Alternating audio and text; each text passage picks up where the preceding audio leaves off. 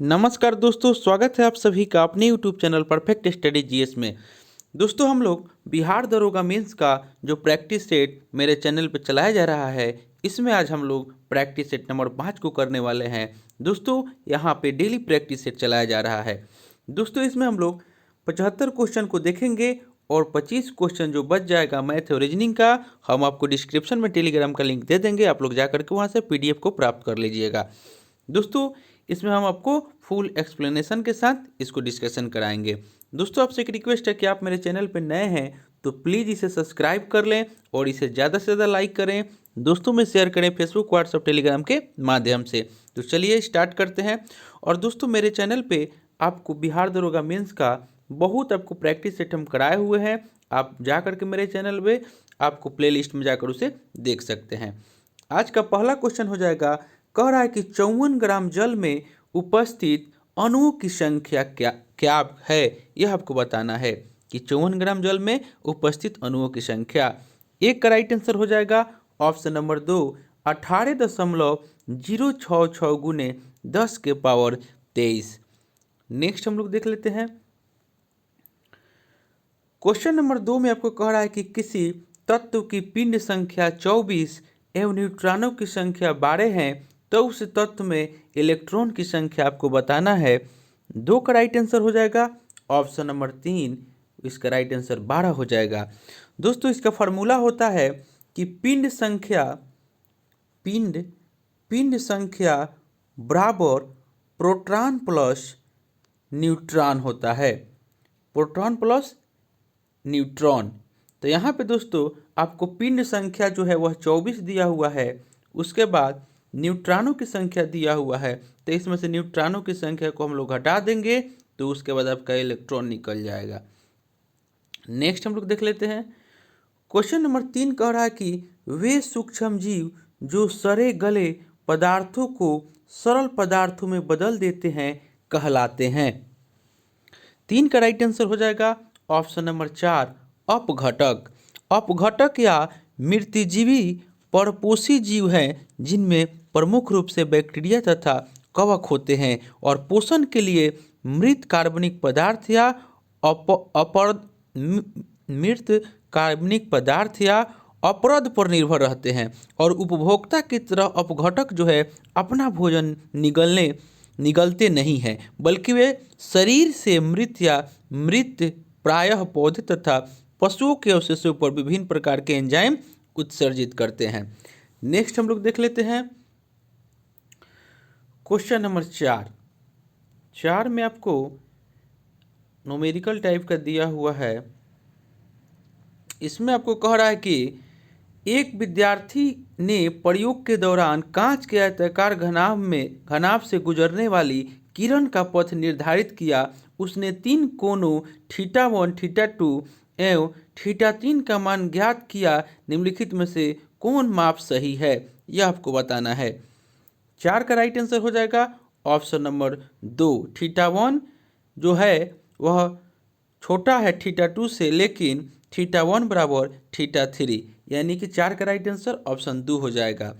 Next हम लोग देख लेते हैं क्वेश्चन नंबर 5 में आपको कह रहा है कि 5 में कह रहा है कि निम्नलिखित में से कौन साबुन अणु को दर्शाता है। 5 का राइट आंसर हो जाएगा ऑप्शन नंबर 1, COONA, यानी कि उच्चतर वसीय अम्ल के सोडियम लवण साबुन कहे जाते हैं। नेक्स्ट हम लोग देख लेते हैं क्वेश्चन नंबर 6 में आपको कह रहा है कि विषाणुओं का आनुवांशिक पदार्थ है। 6 का राइट आंसर हो जाएगा ऑप्शन नंबर 1, DNA या RNA। विषाणु जो है दो प्रकार के पदार्थों से बने होते हैं, प्रोटॉन तथा न्यूक्लिक अम्ल। न्यूक्लिक अम्ल या तो DNA या RNA होता है। नेक्स्ट हम लोग देख लेते हैं। यहाँ पे न्यूमेरिकल दिया हुआ है, कह रहा है कि 10 न्यूटन का एक बल सरल रेखा में गतिमान 5 किलोग्राम के एक पिंड पर लगकर उसकी गति को 8 मीटर प्रति सेकंड से 10 मीटर प्रति सेकंड कर देता है। तो बल द्वारा किया गया कार्य आपको बताना है। तो कार्य बराबर होता है आपको गतिज ऊर्जा में परिवर्तन। तो इसका राइट आंसर हो जाएगा ऑप्शन नंबर 3 यानी कि 90 जूल।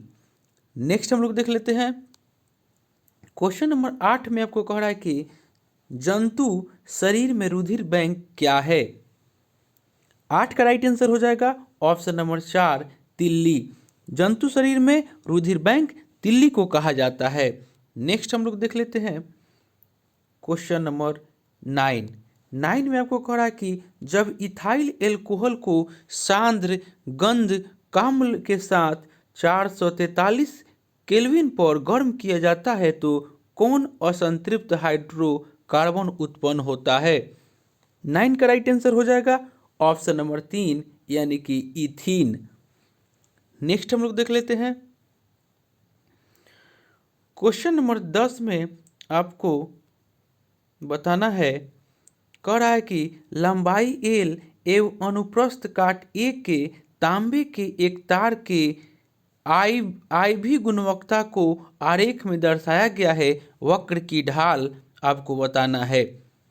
10 का राइट आंसर हो जाएगा ऑप्शन नंबर 4 यानी कि कम होगी यदि तार की लंबाई बढ़ा दी जाए। नेक्स्ट हम लोग देख लेते हैं क्वेश्चन नंबर 11 में आपको कह रहा है कि क्वेश्चन नंबर 11 में कह रहा है कि राष्ट्रपति का अभिभाषण तैयार किया जाता है। 11 का राइट आंसर हो जाएगा ऑप्शन नंबर 4 प्रधानमंत्री और उसके मंत्री परिषद के द्वारा। नेक्स्ट हम लोग देख लेते हैं क्वेश्चन नंबर 12 में आपको कह रहा है कि राष्ट्रीय आपातकाल के समय लोकसभा की अवधि को प्रथम बार राष्ट्रपति द्वारा कितने समय के लिए बढ़ाया जा सकता है। 12 का राइट आंसर हो जाएगा ऑप्शन नंबर 4 यानी कि 12 महीने के लिए बढ़ाया जा सकता है और इस अवधि को एक बार में 12 महीने से अधिक नहीं बढ़ाया जा सकता। नेक्स्ट हम लोग देख लेते हैं क्वेश्चन नंबर 13, थोड़ा सा बड़ा बड़ा क्वेश्चन दिया हुआ है। 13 में आपको कह रहा है कि इनमें से कौन सी शक्ति राष्ट्रपति को है लेकिन किसी राज्य के राज्यपाल को नहीं है, यह आपको बताना है। 13 का राइट आंसर हो जाएगा ऑप्शन नंबर 1 यानी कि 1 और 4 यानी कि मृत्यु सजा की माफी और आपको 4 में आपातकाल की घोषणा जो है आपको केवल राष्ट्रपति को है, राज्यपाल के पास नहीं है। राजनयिक शक्ति है और राज्य विधानमंडल द्वारा पारित विधेयक पर निषेधाधिकार का प्रयोग राज्यपाल को है। नेक्स्ट हम लोग देख लेते हैं और अब एक चीज़ जान लीजिए कि मृत्यु सजा की माफ़ी जो है वह अनुच्छेद 72 के अनुसार क्षमादान राष्ट्रपति करता है, संविधान के अनुच्छेद 72 में। नेक्स्ट हम लोग देख लेते हैं क्वेश्चन नंबर 14 में आपको कह रहा है कि पंचायती राज की त्रिस्तरीय समिति का गठन किसके द्वारा किया गया था। 14 का राइट आंसर हो जाएगा ऑप्शन नंबर 2 अशोक मेहता समिति के द्वारा किया गया था। दोस्तों आपको जो भी क्वेश्चन में डाउट लगे आप कमेंट करके पूछ सकते हैं। क्वेश्चन नंबर 15 में आपको कह रहा है कि स्वतंत्र भारत की लोकसभा का पहला अध्यक्ष कौन था। 15 का राइट आंसर हो जाएगा ऑप्शन नंबर 4 जीवी मावलंकर। जीवी मावलंकर स्वतंत्र भारत की लोकसभा के प्रथम अध्यक्ष थे और अस्थायी संसद जो 26 जनवरी 1950 से अस्तित्व में आई और 17 अप्रैल 1952 को अस्तित्व में नहीं रही, राष्ट्रपति ने जीवी मावलंकर को ऐसे समय तक अध्यक्ष के कर्तव्यों का पालन करने को कहा था जब तक प्रथम लोकसभा का प्रथम अध्यक्ष चुन नहीं लिया जाता। नेक्स्ट हम लोग देख लेते हैं क्वेश्चन नंबर 16 में आपको कह रहा है कि किस देश के संविधान से भारत ने राज्य के नीति निर्देशक सिद्धांत की धारणा को अपनाया है। 16 का राइट आंसर हो जाएगा ऑप्शन नंबर 2 आयरलैंड के गणतंत्र से। आयरलैंड के संविधान से नीति निर्देशक तत्व मूल अधिकार जो है अमेरिका से लिए गए हैं, लेकिन नीति निर्देशक तत्व जो है वो आयरलैंड के संविधान से लिए गए हैं। नेक्स्ट हम लोग देख लेते हैं क्वेश्चन नंबर 17, थोड़ा सा बड़ा दिया हुआ है, छोटा कर देते हैं।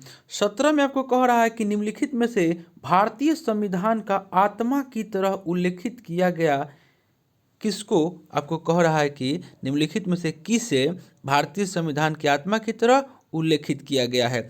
मूल अधिकारों का अध्याय, राज्य की नीति निर्देशक सिद्धांत का अध्याय की प्रस्तावना की न्यायिक पूर्णवीक्षा से संबंधित उपबंध। 17 का राइट आंसर हो जाएगा ऑप्शन नंबर 3 यानी कि प्रस्तावना को भारतीय संविधान की आत्मा की तरह उल्लेखित किया गया है, प्रस्तावना को। नेक्स्ट हम लोग देख लेते हैं क्वेश्चन नंबर 18 में आपको कह रहा है कि निम्नलिखित में से भारतीय संविधान के ऊपर सबसे अधिक प्रभाव किसका पड़ा है। 18 का राइट आंसर हो जाएगा ऑप्शन नंबर 1 यानी कि भारत शासन अधिनियम 1935 का। भारतीय संविधान के ऊपर सबसे अधिक प्रभाव भारत सरकार अधिनियम 1935 का पड़ा है। इसमें आपको 321 अनुच्छेद, 10 अनुसूचियाँ थी और केंद्र में वैध शासन तथा प्रांतों में वैध शासन इसकी महत्वपूर्ण विशेषता थी। नेक्स्ट हम लोग देख लेते हैं क्वेश्चन नंबर 19 में आपको कह रहा है कि निम्नलिखित में से ब्रिटिश संविधान की किस विशेषता को भारतीय संविधान में शामिल किया गया है। 19 का राइट आंसर हो जाएगा ऑप्शन नंबर 4 यानी कि उपरोक्त सभी। संसदीय पद्धति की सरकार, विधि का शासन और विधि निर्माण प्रक्रिया। नेक्स्ट हम लोग देख लेते हैं क्वेश्चन नंबर 20 कह रहा है कि संविधान का अनुच्छेद 370 किस राज्य पर लागू होता है। दोस्तों इसको समाप्त कर दिया गया है, ऐसे ये आपको जम्मू कश्मीर से संबंधित था। नेक्स्ट हम लोग देख लेते हैं क्वेश्चन नंबर 21 में आपको कह रहा है कि भारतीय शासन व्यवस्था में एक प्रतिनिधि एवं लोकप्रिय घटक को समाविष्ट करने का प्रथम प्रयास किसके द्वारा किया गया। 21 का राइट आंसर हो जाएगा ऑप्शन नंबर 1 भारतीय परिषद एक्ट 1861 के द्वारा किया गया। नेक्स्ट हम लोग देख लेते हैं क्वेश्चन नंबर 22 में आपको कह रहा है कि 22 में कह रहा है कि भारतीय संविधान का अनुच्छेद 125 संबंधित है। 22 का राइट आंसर हो जाएगा ऑप्शन नंबर 2 सर्वोच्च न्यायालय के न्यायाधीशों के वेतन, भत्ते एवं अन्य सुविधाओं से संबंधित उपबंधों को। आपको अनुच्छेद 125 ऑप्शन नंबर 2 राइट आंसर हो जाएगा।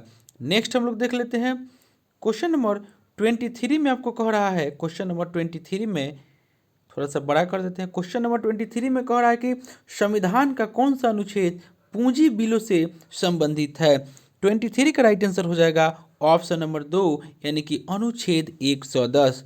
धन विधेयक को भारतीय संविधान के अनुच्छेद 110 में परिभाषित किया गया है और इस अनुच्छेद के अनुसार यदि किसी विधेयक में धन विधेयक से संबंधित सभी या किसी एक निश्चित विषय का प्रावधान किया गया है तो उस विधेयक को धन विधेयक माना जाएगा। नेक्स्ट हम लोग देख लेते हैं क्वेश्चन नंबर 24 कह रहा है कि संविधान का वह कौन सा संशोधन है जिसके द्वारा 4 क्षेत्रीय भाषाओं बोडो, डोंगरी, मैथिली, संथाली को संविधान में शामिल किया गया। 24 का राइट आंसर हो जाएगा ऑप्शन नंबर 2 यानी कि 92वें संविधान संशोधन। और यह कब हुआ था तो 2003 के द्वारा संविधान की 8वीं अनुसूची में को संशोधित करते हुए इसमें बोडो, डोंगरी, संथाली और मैथिली भाषा को शामिल किया गया। संशोधन के परिणाम स्वरूप 8वीं अनुसूची में सूचीबद्ध भाषाओं की संख्या बढ़कर 22 हो गई। नेक्स्ट हम लोग देख लेते हैं क्वेश्चन नंबर 25 में आपको कह रहा है कि निम्नलिखित में से संशोधन के अंतर्गत शिक्षा को मौलिक अधिकार बनाया गया। 25 का राइट आंसर हो जाएगा ऑप्शन नंबर 3 2002 में हुआ 86वां संशोधन के द्वारा और अनुच्छेद जो है आपको 21 के ए हो जाएगा। नेक्स्ट हम लोग देख लेते हैं क्वेश्चन नंबर 26 में आपको कह रहा है कि सिंधु घाटी शहर लोथल कहाँ स्थित है। 26 का राइट आंसर हो जाएगा ऑप्शन नंबर 1 यह आपको गुजरात में स्थित है। लोथल जो है यह गुजरात के अहमदाबाद जिले में भोगवा नदी के किनारे स्थित है और यह आपको लोथल जो था यह आपको सिंधु सभ्यता का बंदरगाह नगर था। नेक्स्ट हम लोग देख लेते हैं क्वेश्चन नंबर 27 में कह रहा है कि ऋग वैदिक काल में आर्यों का मुख्य व्यवसाय क्या था। 27 का राइट आंसर हो जाएगा ऑप्शन नंबर 4 पशुपालन। पशुपालन जो था वह ऋग्वेदिक के काल में आर्यों का मुख्य व्यवसाय था। नेक्स्ट हम लोग देख लेते हैं क्वेश्चन नंबर 8 में कह रहा है कि पाणिनि किस विषय के प्रसिद्ध विद्वान थे। 28 का राइट आंसर हो जाएगा ऑप्शन नंबर ए, भाषा और व्याकरण के। भाषा और व्याकरण के प्रसिद्ध विद्वान पाणिनि थे। व्याकरण की सर्वश्रेष्ठ एवं सर्व प्रमुख रचना महर्षि पाणिनि की अष्टाध्यायी है और अष्टाध्यायी में 8 अध्याय तथा लगभग 400 सूत्र है और 7वीं शताब्दी में वामन द्वारा अष्टाध्यायी पर कशिका नामक टीका लिखी गई थी। इसको भी आप लोग याद कर लीजिएगा। क्वेश्चन नंबर 29 कर आपको कि कनिष्क ने पाटलिपुत्र के किस बौद्ध विद्वान को अपने दरबार में प्रश्रय दिया था, यानी कि आश्रय दिया था, यहाँ पे होना चाहिए। 29 का राइट आंसर हो जाएगा ऑप्शन नंबर 4, अश्वघोष को। कनिष्क कुषाण वंश का महान शासक था। उसका साम्राज्य मध्य एशिया से सारनाथ तक विस्तृत था। उसने पाटलिपुत्र के राजा को बुरी तरह परास्त किया तथा हरजाने के रूप में वह यहाँ से अश्वघोष बुद्ध का भिक्षा पात्र तथा एक अद्भुत मुर्गा ले गया था। दोस्तों आपसे एक रिक्वेस्ट है कि आप मेरे चैनल पर नए हैं तो प्लीज़ सब्सक्राइब कर लें। इसका राइट आंसर ऑप्शन 4 हो जाएगा। नेक्स्ट हम लोग देख लेते हैं। क्वेश्चन नंबर 30 में कह रहा है कि चंद्रगुप्त विक्रमादित्य किस वंश से संबंधित था। 30 का राइट आंसर हो जाएगा ऑप्शन नंबर 1, यह गुप्त वंश से संबंधित था। नेक्स्ट हम लोग देख लेते हैं।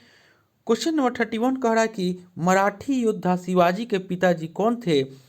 31 का राइट आंसर हो जाएगा ऑप्शन नंबर 1, शाहजी। मराठा योद्धा शिवाजी के पिताजी शाहजी थे। शाहजी भोसले एक शक्तिशाली और सम्मानित सामंत थे। इन्होंने अहमदनगर के सुल्तान की सेना में एक अश्वरोही के रूप में अपना जीवन आरंभ किया था। नेक्स्ट हम लोग देख लेते हैं 32 में आपको कह रहा है कि सल्तनत कालीन सुल्तानों में से किसने इक्तादारी प्रथा चलाई थी। 32 का राइट आंसर हो जाएगा ऑप्शन नंबर 3, इल्तुतमिश ने। सल्तनत कालीन सुल्तानों में इल्तुतमिश ने इक्तादारी प्रथा चलाई थी और इल्तुतमिश ने सामंती प्रथा को नष्ट करने और साम्राज्य के दूरस्थ प्रदेशों को केंद्र से जोड़ने के लिए इक्ता प्रणाली का प्रयोग किया था और दिल्ली सल्तनत में सैनिक अधिकारियों को वेतन के बदले इक्ता प्रदान किया जाता था। नेक्स्ट हम लोग देख लेते हैं 33 में आपको कह रहा है कि वह गवर्नर जनरल कौन था जिसने भारतीय शासन के साथ सहायक मैत्री की नीति का निरूपण किया था। 33 का राइट आंसर हो जाएगा ऑप्शन नंबर 3, लॉर्ड ब्लेजली। वह गवर्नर जनरल लॉर्ड ब्लेजली था जिसने भारतीय शासन के साथ सहायक मैत्री की नीति का निरूपण किया था। नेक्स्ट हम लोग देख लेते हैं। क्वेश्चन नंबर 34 में कह रहा है कि निम्न में से कौन क्रांतिकारी बाद में एक योगी एवं दार्शनिक बन गया था। 34 का राइट आंसर हो जाएगा ऑप्शन नंबर 2, अरविंद घोष। अरविंद घोष आतंकवादी क्रियाकलापों से अलग होकर सन्यासी हो गए तथा पांडिचेरी में अपना आश्रम स्थापित कर लिया था। नेक्स्ट हम लोग देख लेते हैं। इसका राइट आंसर हो जाएगा option number 2, Aurobindo Ghosh. Next हो जाएगा आपका 35 में कह रहा है कि मुगल प्रांत बनने के उपरांत बिहार का गवर्नर कौन बना था। 35 का राइट आंसर हो जाएगा ऑप्शन नंबर 2, मिर्जा अजीज कोकल दास। 1580 ईस्वी में अकबर ने अपने साम्राज्य में 12 सूबों में बांटा जिसमें बिहार भी एक था और मुगल प्रांत बनने के उपरांत बिहार का गवर्नर खान आजम मिर्जा अजीज कोकलतास को बनाया गया और इस समय बिहार के कुल आय 22 करोड़ दाम अर्थात 22 करोड़ था। नेक्स्ट हम लोग देख लेते हैं। क्वेश्चन नंबर 36 में आपको कह रहा है कि गांधी जी ने असहयोग आंदोलन वापस लिया। 36 का राइट आंसर हो जाएगा ऑप्शन नंबर 1, चौरी चौरा घटना के बाद। चौरी चौरा घटना के बाद गांधी जी ने असहयोग आंदोलन वापस लिया था। नेक्स्ट हम लोग देख लेते हैं। क्वेश्चन नंबर 37 में आपको कह रहा है कि जातीय यानी कि कम्युनल पुरस्कार दिया गया था। 37 का राइट आंसर हो जाएगा ऑप्शन नंबर 3, मैकडोनाल्ड द्वारा। ब्रिटिश प्रधानमंत्री रैमजे मैकडोनाल्ड ने 1932 ईस्वी में सांप्रदायिक निर्णय की घोषणा की। इसके तहत हरिजनों या दलित वर्ग के साथ मुसलमानों सिखों को भी पृथक निर्वाचन का अधिकार दिया गया था। नेक्स्ट हम लोग देख लेते हैं 38 में कह रहा है कि 1857 के विद्रोह के दौरान भारत का गवर्नर जनरल कौन था। 38 का राइट आंसर हो जाएगा ऑप्शन नंबर 3, लॉर्ड कैनिंग। 1857 के विद्रोह के दौरान गवर्नर जनरल लॉर्ड कैनिंग था और इस विद्रोह के बाद 1858 ईस्वी का अधिनियम पारित किया गया। नेक्स्ट हम लोग देख लेते हैं। क्वेश्चन नंबर 39 में कह रहा है कि वंदे मातरम सर्वप्रथम प्रकाशित हुआ था 39 का राइट आंसर हो जाएगा ऑप्शन नंबर 4 आनंद मठ में। नेक्स्ट हम लोग देख लेते हैं 40 में कह रहा है कि किस मुगल शासक का राज्याभिषेक पटना में हुआ था। 40 का राइट आंसर हो जाएगा ऑप्शन नंबर 1 फर्रुख सियर का। मुगल शासक फर्रुख सियर राज्याभिषेक पटना में हुआ था। फर्रुख सियर ने आगरा के नज़दीक जहांदार शाह को पराजित कर मुगल सिंहासन पर अधिकार कर लिया। नेक्स्ट हम लोग देख लेते हैं क्वेश्चन नंबर 41। दोस्तों आप मेरे चैनल पर नए हैं तो प्लीज़ इसे सब्सक्राइब कर लीजिएगा। 41 में कह रहा है कि बिहार कहाँ विस्तृत है। 41 का राइट आंसर हो जाएगा ऑप्शन नंबर 1 यह कर्क रेखा के उत्तर में विस्तृत है। दोस्तों और मेरे चैनल पे आपको बिहार दरोगा का बहुत सारा ही प्रैक्टिस सेट हम कराए हुए हैं, आप जाकर मेरे प्लेलिस्ट में उसे देख सकते हैं। क्वेश्चन नंबर 42 में आपको कह रहा है कि पृथ्वी के भूपृष्ठीय स्तर को इस नाम से भी पुकारते हैं। 42 का राइट आंसर हो जाएगा ऑप्शन नंबर 1 इसे सियाल के नाम से पुकारते हैं। और पृथ्वी की सबसे ऊपरी परत है और इसमें सिलिकॉन तथा एल्युमिनियम की बहुलता है। नेक्स्ट हम लोग देख लेते हैं क्वेश्चन नंबर 43 में कह रहा है कि ग्रीष्म ऋतु में धूल भरी आंधियां तापमान पर क्या प्रभाव डालती है। 43 का राइट आंसर हो जाएगा ऑप्शन नंबर 2 तापमान को घटाती है। नेक्स्ट हम लोग देख लेते हैं क्वेश्चन नंबर 44 में कह रहा है कि विषुवत रेखा के समानांतर काल्पनिक रेखाओं को क्या कहते हैं। 44 का राइट आंसर हो जाएगा ऑप्शन नंबर 1 उसे हम लोग अक्षांश कहते हैं। विषुवत रेखा के समानांतर काल्पनिक रेखाओं को अक्षांश रेखा कहते हैं और विषुवत रेखा को 0 डिग्री अक्षांश कहते हैं। और अक्षांश जो है वह विषुवत रेखा से हर स्थान पर समानांतर रहकर ध्रुव तक अनेक वृत्तों का निर्माण करता है। अक्षांश रेखाएं 0 डिग्री से 90 डिग्री तक पाई जाती है। नेक्स्ट हम लोग देख लेते हैं क्वेश्चन नंबर 45 में आपको कह रहा है कि इनमें से कौन सा महाद्वीप श्वेत महाद्वीप कहलाता है। 45 का राइट आंसर हो जाएगा ऑप्शन नंबर 2 अंटार्कटिका। अंटार्कटिका महाद्वीप श्वेत महाद्वीप कहलाता है। इसकी जलवायु बहुत ठंडी है। यहाँ का तापमान गर्मियों में 28 डिग्री सेल्सियस रहता है, जिसके कारण यह महाद्वीप वर्ष भर श्वेत बर्फ से ढका रहता है, इसीलिए इसे श्वेत महाद्वीप कहा जाता है। माफ़ कीजिएगा -28 डिग्री, हम 28 डिग्री बोल दिए, -28 डिग्री रहता है सेल्सियस गर्मियों में, -28 डिग्री, इसीलिए यहाँ पर आपको महाद्वीप वर्ष भर श्वेत बर्फ से ढका रहता है, इसीलिए इसे श्वेत महाद्वीप कहा जाता है। नेक्स्ट हम लोग देख लेते हैं क्वेश्चन नंबर 46 कह रहा है कि कैंटरबरी शीतोष्ण कटिबंधीय घास के मैदान कहाँ हैं। 46 का राइट आंसर हो जाएगा ऑप्शन नंबर 3 यह आपको न्यूजीलैंड में है। कैंटरबरी जो है न्यूजीलैंड के शीतोष्ण कटिबंधीय घास के मैदान है। नेक्स्ट हम लोग देख लेते हैं क्वेश्चन नंबर 47 कह रहा है कि उगते हुए सूर्य देश किसको कहा जाता है। 47 का राइट आंसर हो जाएगा ऑप्शन नंबर 2 जापान को। नेक्स्ट हम लोग देख लेते हैं क्वेश्चन नंबर 48 कह रहा है कि इनमें से कौन सी नदी बिहार से होकर नहीं गुजरती है। 48 का राइट आंसर हो जाएगा ऑप्शन नंबर 2 यमुना जो है वह बिहार से होकर नहीं गुजरती है। इसका उद्गम यमुनोत्री हिमखंड है। लघु हिमालय को गहरे महाखंड द्वारा कटने के बाद यह दक्षिण पश्चिम की ओर बहती है और यह उत्तर प्रदेश के इलाहाबाद में गंगा में मिल जाती है। इसकी कुल लंबाई 1375 किलोमीटर है। नेक्स्ट हम लोग देख लेते हैं क्वेश्चन नंबर 49 में कह रहा कि फाजिल्का अबोहर किस क्षेत्र के लिए जाना जाता है। 49 का राइट आंसर हो जाएगा ऑप्शन नंबर 3 कुटीर और हस्तशिल्प उद्योग के लिए जाना जाता है। नेक्स्ट देख लेते हैं क्वेश्चन नंबर 50 में कह रहा है कि गारो और खासी जनजातियां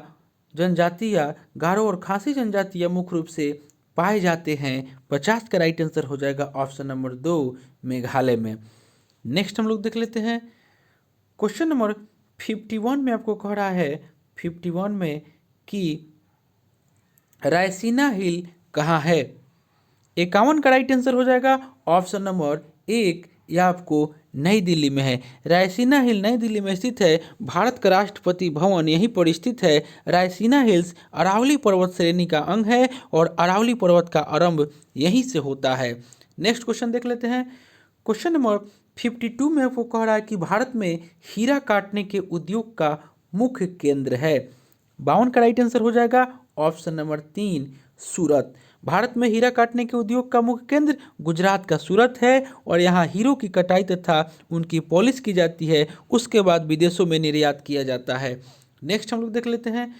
क्वेश्चन नंबर 53 में कह रहा है कि निम्न शहरों में से कौन सा गुलाबी शहर के रूप में जाना जाता है। 53 का राइट आंसर हो जाएगा ऑप्शन नंबर 4 जयपुर। नेक्स्ट देख लेते हैं 54। क्वेश्चन नंबर 54 में कह रहा है कि पटना का स्थानीय समय निम्नलिखित में से क्या है। 54 का राइट आंसर हो जाएगा ऑप्शन नंबर 1, यह भारतीय मानक समय से आगे है। पटना का स्थानीय समय भारतीय मानक समय से 15 मिनट का अंतर है। 1 डिग्री देशांतर का अंतर जो है वह 4 मिनट के बराबर होता है। नेक्स्ट हम लोग देख लेते हैं। क्वेश्चन नंबर 55 में आपको कह रहा है कि बिहार में दलदली मिट्टी का विस्तार कहाँ तक है। 55 का राइट आंसर हो जाएगा ऑप्शन नंबर 4, पश्चिम चंपारण से लेकर के किशनगंज तक। बिहार में माफ़ कीजिएगा, बिहार में दलदली मिट्टी का विस्तार है और दलदली मिट्टी जो है तराई क्षेत्र की मिट्टी है जो पश्चिमी चंपारण की पहाड़ियों से लेकर पूर्व में किशनगंज तक फैली है और इस मिट्टी का रंग हल्का पीला एवं भूरा है। नेक्स्ट हम लोग देख लेते हैं। दोस्तों 1 से 55 तक वहाँ पे था, उसके बाद मैथ और रीजनिंग है, फिर आपको 86 से है। यहाँ से देख लेते हैं। दोस्तों आपसे एक रिक्वेस्ट है, आप मेरे चैनल पर नए हैं तो प्लीज़ इसे सब्सक्राइब कर लें। कह रहा है 86 में कि निम्नलिखित में से क्या भारत के अंतर्ग्रहीय मिशन से संबंधित है। 86 का राइट आंसर हो जाएगा option number 3 Mangalyaan. Mars orbiter mission को मंगलयान भी कहते हैं और यह 24 सितंबर 2014 से मंगल ग्रह की परिक्रमा करने वाला एक अंतराग्रहिक मिशन है।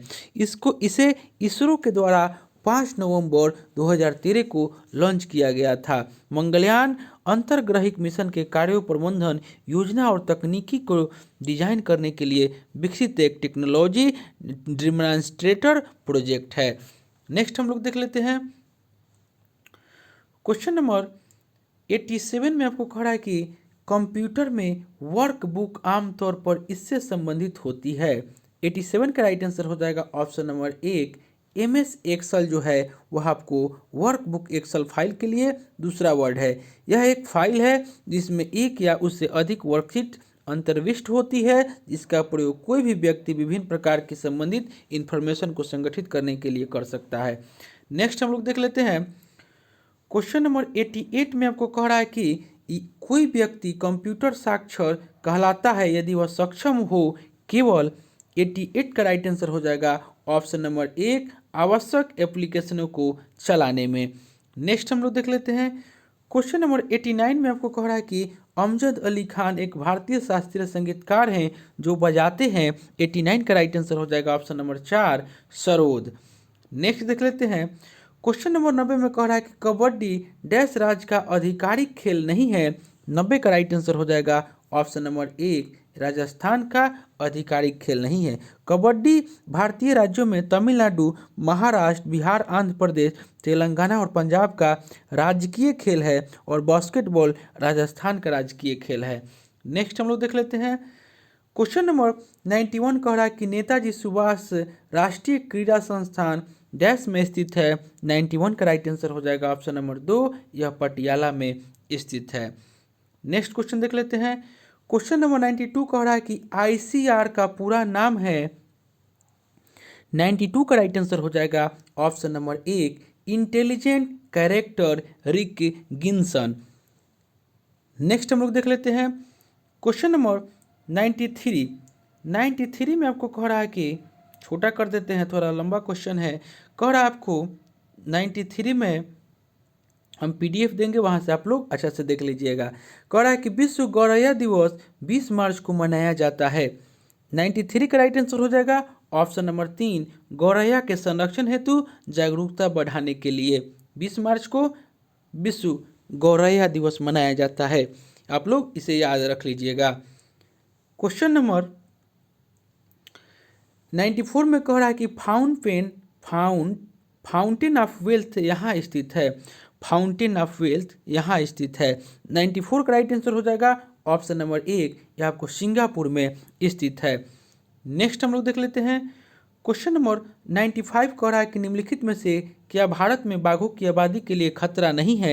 95 का राइट आंसर हो जाएगा ऑप्शन नंबर 2, वन्य जीव गलियारों का संयोजन। दोस्तों आप मेरे चैनल पे लगातार बने रहिएगा, क्योंकि हम जब तक एग्ज़ाम आपका डेट नहीं दे देता है मेंस का, तब तक प्रैक्टिस सेट इस पर रेगुलर चलेगा।